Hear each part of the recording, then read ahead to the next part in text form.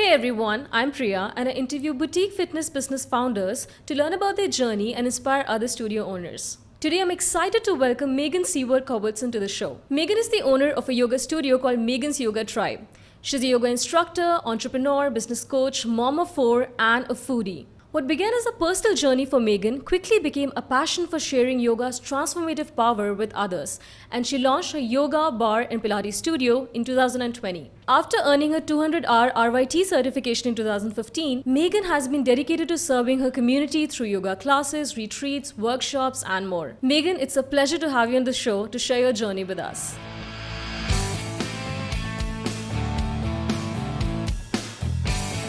Megan, thank you so much for coming on the show. Let's start with you telling our listeners a little more about yourself and what you do. Sure. I am a mom of four.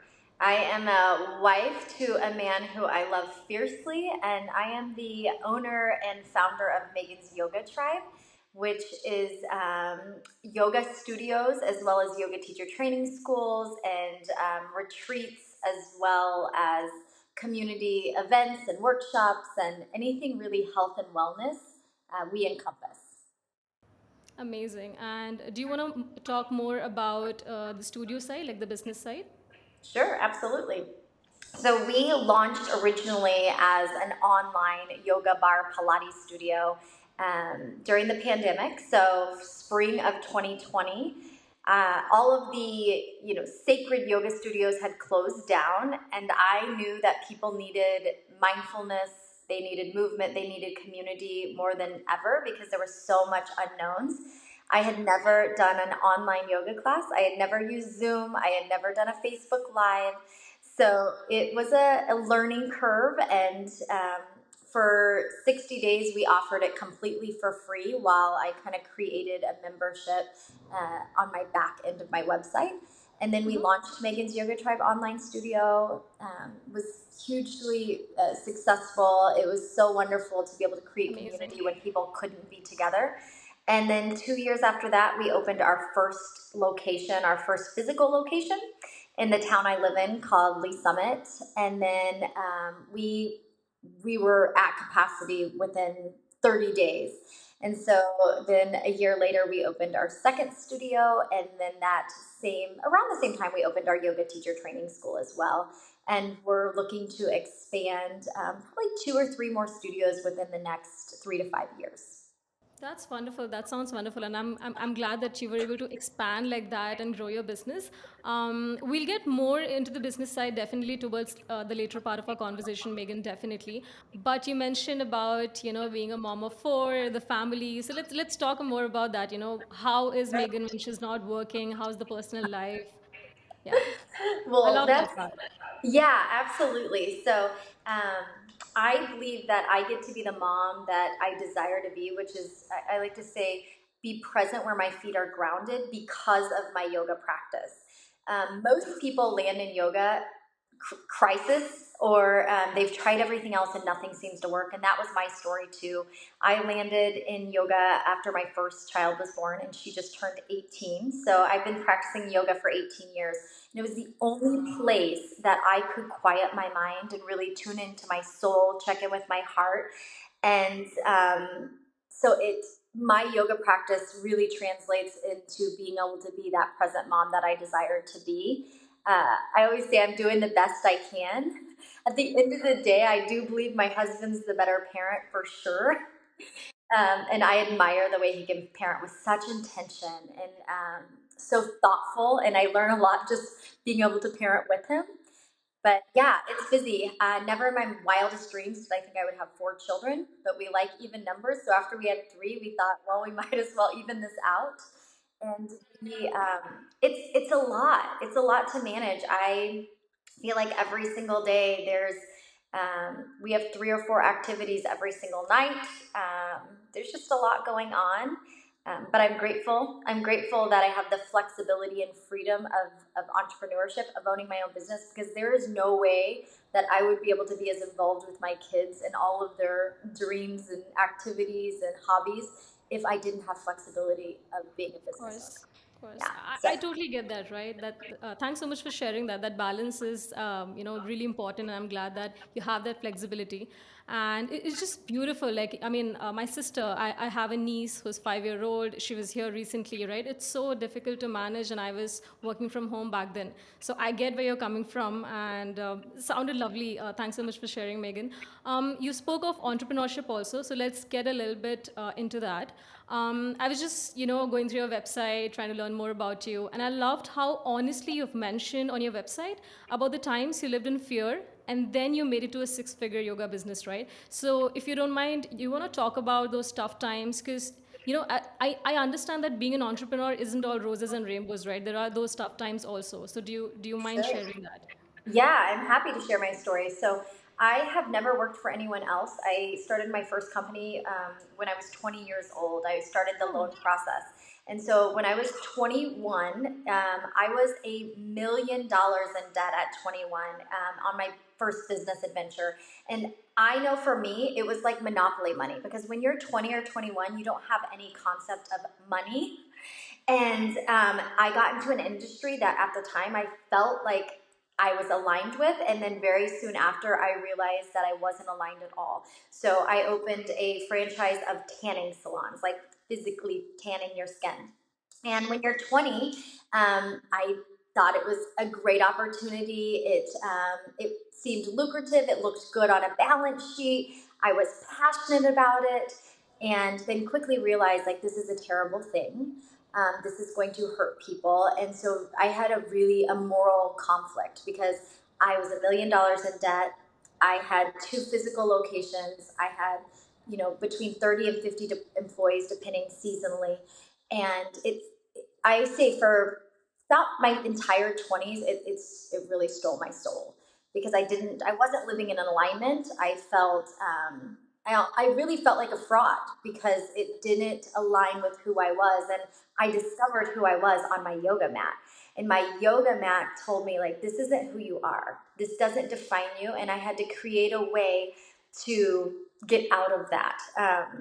And so, as my yoga practice, became such a pivotal part of my life, I decided to go through yoga teacher training at that time when I still owned my other companies. And that was for me where I transformed my life. And that's why I'm so passionate about yoga being the vessel for other people to transform their lives. Because it was the first time I could quiet my mind and be like, this isn't the life I desire. I want more. I don't want to live in this fear. I don't want to live in this turmoil morally about what I Exactly. do and who I am. And so on my yoga mat, I was able to dream so flippin' big. And I saw this vision. I can't believe I get to live it. And I do not take it for granted because for 15 years, did something that felt so misaligned. And when I sold those companies, I said to my husband, I will never do something that I don't feel completely aligned with. And that's how Megan's Yoga Tribe really was born.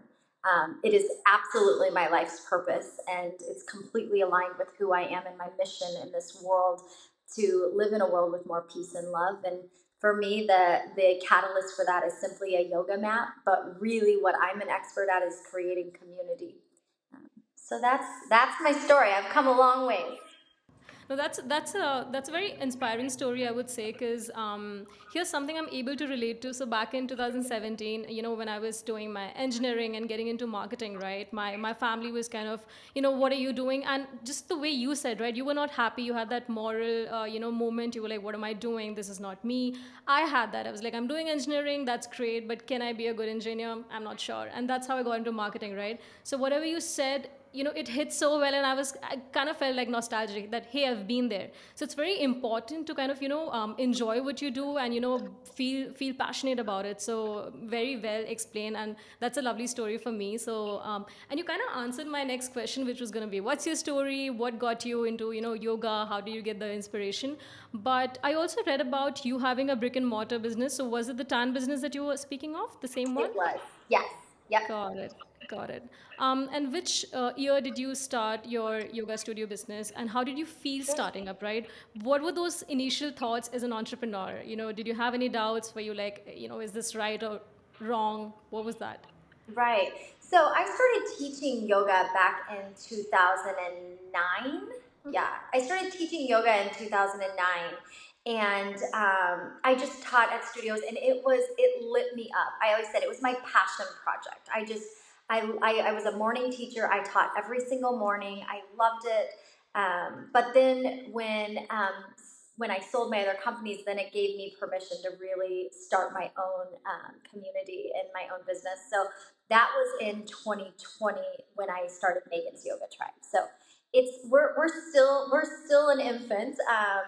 It's only been 4.5 years, but I poured my heart and my soul into it for the last 4.5 years. I'm sure you're doing your best. We all are. And right now, to me, you sound like a superwoman because you said, mom of four, entrepreneur, yoga teacher, and then business. I understand it must be, so much to manage. And I'm sure you're doing your best. So there's no doubt about it. I did have this question. So, how did you manage with the funds initially? You said that you sold your previous businesses. Is that how you got the funds?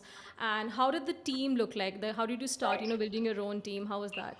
Okay, so I love this question because it's something um, probably I talk to my therapist a lot about. So I definitely have financial trauma. When you go into $1 million debt when you're 20 years old, and so for me, I told myself I will never go in debt again because I know what that burden felt like. So no, I have absolutely paid for cash. For me, I have not expanded until I was in a position where I felt it was sustainable and had the capital to expand. I have not taken out any loans. I have not. This has all been very much. It's been planned. It's been intentional. When we started, I was the only teacher. I was teaching every single class. It was just very strategic because I didn't want to feel the burden of ever being in debt again. When I finally gotten freedom from that, and now, so we've learned as we've grown, but I feel like I've done it very strategically where I refuse, good or bad, to go into debt. So financially, it's a lot of hard work. I have worked very, very hard to be able to be in that position, but I plan to stay in it. And so when the time is right, when we have grown enough, that's when we will open our next studio. And then when the time is right and we've grown enough, then I will, because there's something with yoga studios that lots of times they're not sustainable because you have a yoga instructor running them who is this passionate yoga instructor that's creative and soulful, but maybe not an entrepreneur. And I was an entrepreneur before I was ever a yoga instructor. And so for me, if yoga's businesses cannot stay in business, it's a disservice to the community. So it's very important for me to be able to build and scale sustainable so that we can continue to make a massive impact in this world. So, Yeah, right. Here's a question coming personally from me, Megan, out of curiosity. How did you remain consistent with your yoga? I mean, you had the inspiration, you had your mat, but how did you stay on the mat? Because honestly, I've been trying to do this. I have the motivation. I'm like, I really want to, I mean, I just turned 30, right? So I'm like, now is a good time to just, get into yoga. And that's for my own well being, right? To become calm and have that kind of healthy lifestyle, right? But I'm just not able to, be consistent with it. So, how did you do it as an individual? sure. For me, when I first started practicing yoga, it was the only thing I did for myself. As a busy working mom, I was also like having kids during this whole season of falling in love with yoga. So it was that one thing for me that I got to go and do for myself. So that really kept me consistent because when you are at home all day with toddlers, you will do like I would be happy just to get in my car and go sit in my driveway. So the fact that I got to get in my car and drive to a yoga studio and then have someone else tell me what to do for 1 hour and I don't have to think or take care of anyone else besides myself, it made it pretty easy to stay consistent. It was just that one thing I did for myself. And Got then it. after opening my studios, teaching, of course, I always want to be a student. Um, but teaching for me, it makes me show up for my community. It makes me show up for myself. And then as a student, I loved, so we now have over almost 60 instructors. So I have 60 instructors who work for me, and I love going to their classes. So that keeps me a student as well because I want to go. I want to go experience their classes. I want to go be a student in my own studios. Right. Of course. It must have become like a me time activity for you, right? Like this is just me, away from like shutting out the world and just something that I enjoy. So I totally get that, and thanks so much for sharing that, Megan. Sure. Again, on your website, this is something that really fascinated me. It said we're so much more than yoga at Megan's Yoga Tribe, right? So could you tell us more about that? What does that mean? More than Sure. yoga? Yeah. Um, it's interesting because I really believe I am an expert at creating community. And what I realized is I studied happiness about 15 years ago, and the happiest people felt connected. They felt like they were seen. They felt like they had people to support them. And that's community to me, and that's where tribe came from, Megan's Yoga Tribe. And so, in building a community, we have offered so much more than yoga. We offer deep connections, real, authentic. We hold space for people to show up no matter what season of life they're in, on their yoga mat or off their yoga mat. And I think that's very unique. There's no ego or competition. There's no judgment in this studio. We don't have mirrors, so I think it takes some of that barriers down that people feel safe and at home. But we offer yoga, we offer bar, we offer Pilates, we offer Zumba, we offer retreats all across the world, teacher trainings. We offer tons of workshops for those people that are looking for more. We really focus on that growth and healing. We're just so much more than yoga. Yeah. Yes, yoga is what gets people in Megan's Yoga Tribe, like into a class. But what keeps them there is truly the community. It's how they feel. And I'm on a mission to really make people create and live a life that feels good. Not that just looks good. That's a social media thing. We want people to feel good in their lives. And I also believe my team, our instructors serve with purpose and passion, and they are so intentional and they hold space for all our amazing clients. And so I think it just like circles back to we're more than just a yoga class. We're more than a fitness studio. We are. We're transforming from the inside out, truly. For sure, and very well put together. I wanted to get into the part where how do entrepreneurs, because I'm talking to one and I'm really curious about this, how do they unplug, right? You did mention about, having yoga as your me time, but is there something else? How, like, what are you doing when you're not working? Sure. Okay, I'll be very transparent. I work a lot. And there are three things I do with my disposable income that are for me. I get massages, I get facials, and I travel. So those are the three things that I do, and travel is really, really important to me, especially traveling as a family, traveling as a couple with just my husband, traveling with other couples, so my husband and I with other close friends, and then traveling solo, traveling alone. This is kind of how I have to reset, recalibrate, because I do pour so much of my energy, my heart, my soul into others that I have to have these things to kind of reset, to recharge, so that I can continue to serve the way I desire. Of course, it's like you work hard and then you party harder, which is like, it's the word party, but then you unplug that way because you deserve it. You've put in so much hard work. So why not, treat yourself with, be it traveling or, spending time with family or even other things, right? Which was the last place that you went to, like recently? Oh yeah, so we just had some really, really great travel. So we were in the Smoky Mountains in Tennessee. We stayed in two different places. We stayed in a tree house in the middle of the woods. It was incredible. And then a mirrored cabin. So the whole cabin was mirrors. You could see out, but you couldn't see in. And it was like camouflaged in the middle of the woods. Oh my gosh, it was amazing. And then right when I got back from that, it was just with my husband. We were celebrating our anniversary. And then right when I got back, I went to Arizona to lead a women's yoga retreat. So I was then in Arizona leading a retreat. But I do always stay one extra day after I wrap up a retreat to kind of give myself time to decompress. Because if I come home the same day as all the retreat guests, I'm kind of garbage to my family because I'm so emotionally, physically, mentally drained. So I learned that if I stay one extra day and just rest and breathe and allow myself to be served, I come home better. Absolutely, absolutely. And Megan, we'll get into the business side of it, the challenges, as being an entrepreneur and even setting up, and how you expanded it and grew it. But before that, I just want to know, how does your routine look like? How does your typical day look like when you wake up? What's the first thing that you do? How does the day look like?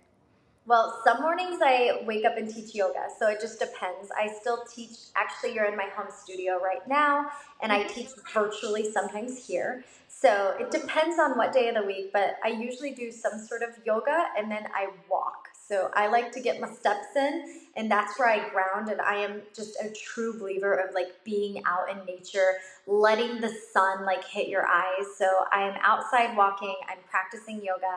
I have four kids that I'm like this morning, I was making a chicken Asian wrap for my 14-year-old because that's been his request for lunch. They're a little bougie like that, I guess. Okay. So I'm like packing backpacks.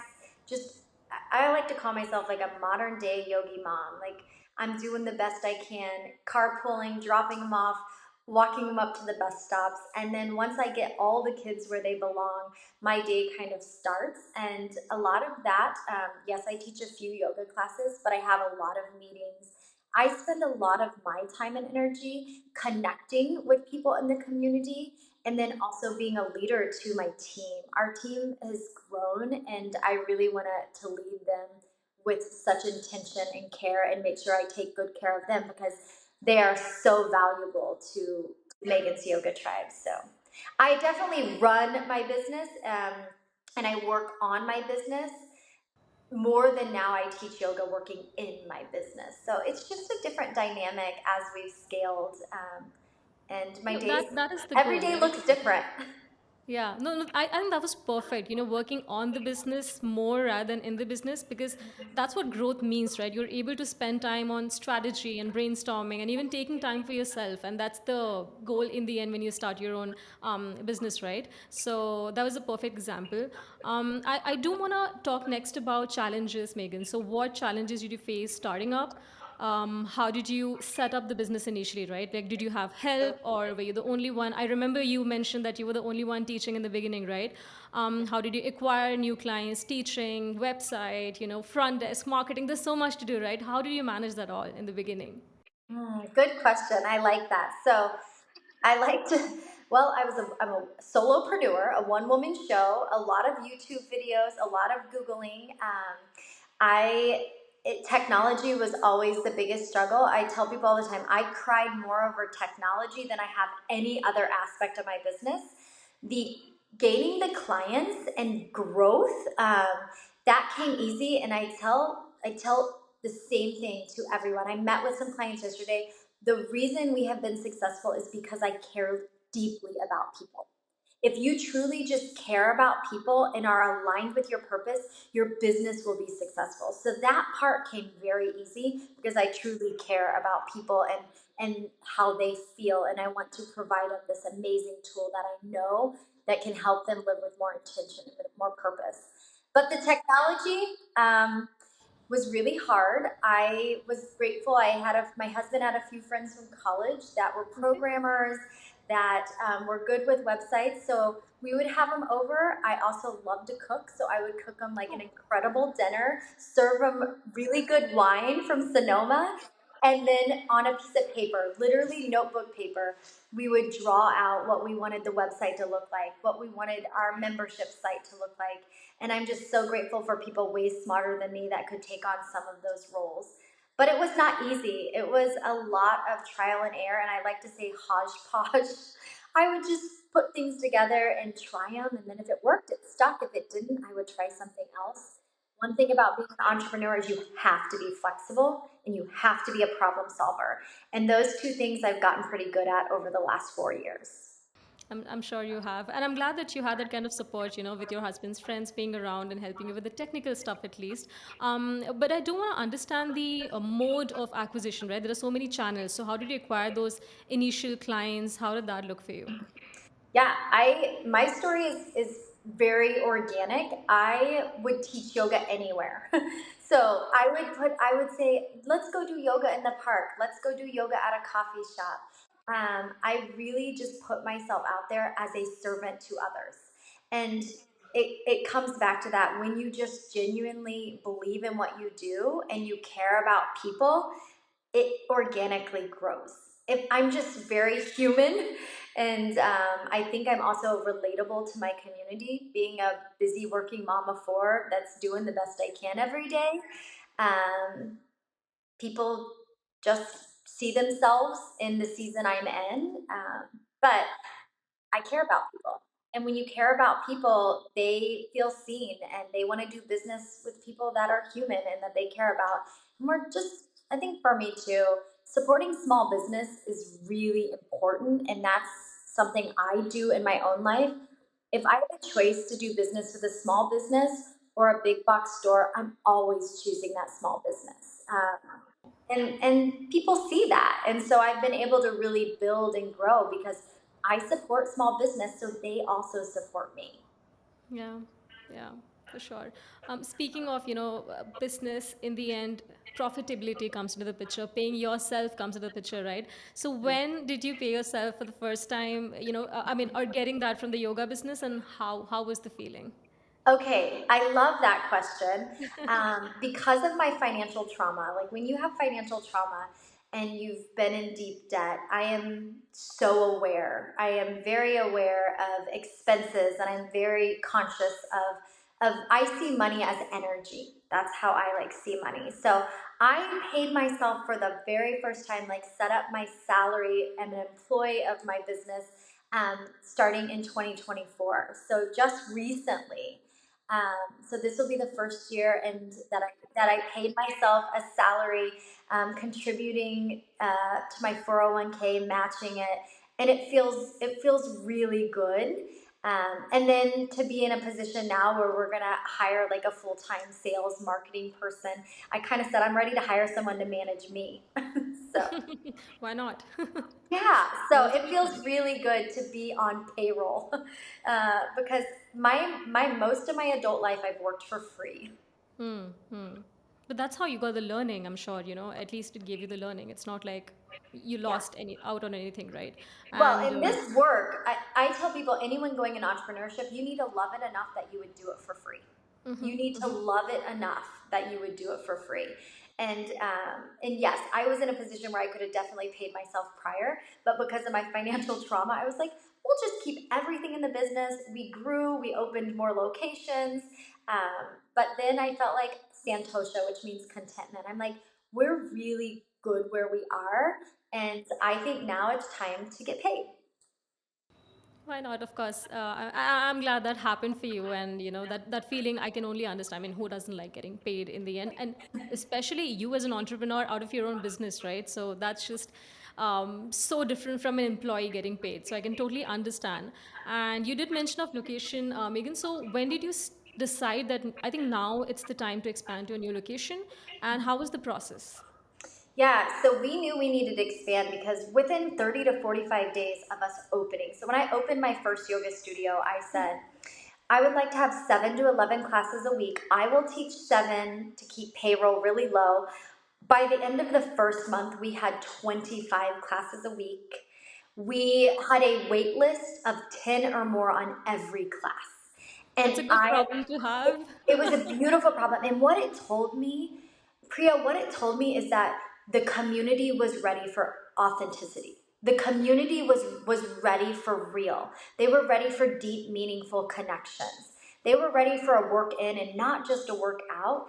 And so I quickly was pretty much from the beginning looking for a second location. But I didn't want to take action um, too quickly, I guess. I didn't want to just be reactive to that. I wanted to be thoughtful and intentional. And I had been driving around, looking at spaces, working with a realtor, And I was sitting on my couch, and this sounds crazy, but a voice said, "Get up." So I stood up, I walked outside. One of my kiddos was playing outside, and the voice said, "Drive, drive." So I said, "Augie, get in the car, we have to drive." I drive, I drive to this area in our town called Lakewood, and there was a space that said "for rent." This, it sounds This sounds crazy. no, I think it It's sounds amazing. It's like a gut feeling, like I have to do right. this. Yeah, get up and drive. I physically got up and just drove. And I'm learning to trust that intuition. And it said rent. I called right there. I saw it the next day. And within 45 days, the studio was built out and open, our second location. So I just trusted. I knew that the right place was going to come available for our community. And I was able to even use one of my members who owns a construction company to do the build out, which felt so aligned as well. So yeah, that's how we expanded, and I'm trusting it now because we are at the point where we're ready to expand, and I'm just trusting it. I'm telling people, I'm putting it out in the universe, and then I'm gonna trust that the right place at the right time is gonna be available for our community, because we know we can just keep expanding and help this. I see it as like a trickle down effect, the positive impact yoga has on an entire community. I totally get that. It's like what's meant for you is going to happen no matter what. And I believe, so strongly in the universe that there is whatever's yours, you're going to get it, right? No matter what, just believe in it. So I'm glad you followed your gut feeling and your instinct and you went for it. And now you have multiple locations. So that's amazing. And speaking of these multiple locations, right? How many approximate members do you have, if you have any number on top of your mind? Each Yeah. location. Well, the cool thing about us is one of our big things is we have corporate memberships. So it's a very different dynamic than a lot of studios. Yes, we have members, but we also service school districts in our area that have like 3,000 employees. So one of my contracts has a school district with over 3,000 employees. So we service them with our online studio. So it's unique. I mean, I can't say like we have this many members online, this many members in studio, this many corporate members, but we've grown pretty quick. All right, got that. And how do you do your marketing? Just want to understand so that other studio owners, be it they're starting out or just settled in, they can just learn a bit from your marketing tips. Sure. So I used to do it all on my own, and then 2 years ago, I was approached in an email by my now branding manager. Her name is Corey Brown. She is a branding photographer for purpose-driven women entrepreneurs, and she landed in my inbox saying, "Have you ever thought about bringing a photographer on your retreats with you?" And I had never thought about that. And we sat down, had a meeting. I basically fell in love with her. I was like, she was vibrant and aligned and believed so deeply in my brand and business that not only do I take her on every single retreat, she is my branding manager. And so she creates all the content, making everything look beautiful. So I'm the visionary. Like I come up with the ideas, the marketing, the programs, all of the partnerships we have within the community, and then she makes it look really pretty. I do Facebook ads, I do Google ads, I do the best I can with my website. Met with a client yesterday that just moved from a different state, and they found us simply by yoga studios near me, and her and her husband landed on my website, and it was affirming because they said that it spoke to them because they immediately knew there was no judgment there, that we were heart centered, that all levels are welcome, all bodies are welcomed. And that affirmed to me, like, all right, marketing's working, even though none of us are experts at it. I, I show up to the courses that Bookee provides. So they did the Facebook ads course. They did the webinar on websites. Like, I try to soak in all that wisdom when I can from people way smarter than me, and then implement it in my business. So, Right. And in the end, no matter how many ads you're running or where you're running it, it's your website in the end. What content, if it doesn't speak to the person who's landed on the website, then there's no point because that's where they convert. So, and I've gone through it myself. So, It is definitely, working, definitely giving.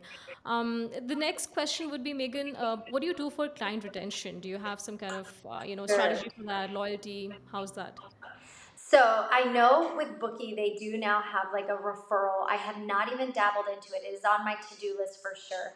I will say with client retention, what I've seen and experienced in my business is just serve people, see people. I know their names, I know their children, I know where they're traveling. Like, we care deeply about them, and then you're doing business with a person instead of them feeling like they're a number, or they're a swipe on a key card when they walk into a big box gym. And so for us, client retention is just serving from our hearts, showing up, holding space. Our clients are our best marketing tools. They are who refers people to us because they're the ones having the transformational experiences in our studio, and they want to bring other people in to also experience it. So for me, retention is serving, Mm-hmm. um, holding space, caring, Yeah. and of course we use the tools of Bookee. We send emails weekly. We send out text. We do push notifications when something exciting is happening. Mm-hmm. Um, but ultimately, serving people. They stay when they feel seen. It's the client experience and the client service, right? And you do that right, and they will keep coming back to you. So That's right. that's absolutely on point. And do you remember, Megan, like who was that first team member or partner after you? Like you started on your own, and who was that? Do you remember who was that first person? I do. I actually remember the first member that signed up, and I remember my first employee I hired. So I actually saw a post on Pinterest the other day about when someone believes in you, and it came right back. Our very first member was named Shauna Fleener, and she's still a member today. And she went to a workshop on Sunday and has went on retreat with me, and she was our very first member. And that is so scary when you launch something that you've never done and you're putting it out to the world and you have no idea if someone's going to click or not. So it feels like yesterday, even though it was 4.5 years ago. And then my first employee was Hillary, and Hillary, oh, I'll get emotional. She's been going through melanoma, skin cancer for years now. She's a very young mom of two, and she is absolute love and light. And her motto is smile through it. She's a bar teacher, so she teaches really challenging classes.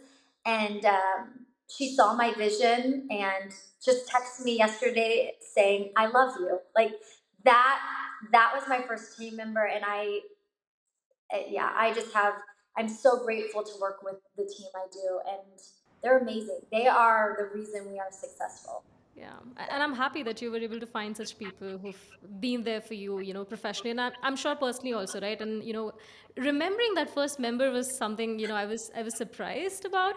So that's pretty cool. I mean, you're really connected to your people, and that's what you've been saying, all this while. We serve our community and we're connected to them. We relate to them, right? So that's really great. Speaking of, again, communities, I want to ask you this: what are some of the events you never miss as an entrepreneur or as a fitness business, owner? Within my studio or outside of my studios? So when I say events, these are more like networking events for you to Oh, learn more sure. about entrepreneurship. Yeah, yeah. Sure. Yes, absolutely. Okay, now I'm tracking. Yeah, so for me, like, I am on the wellness commission for our city.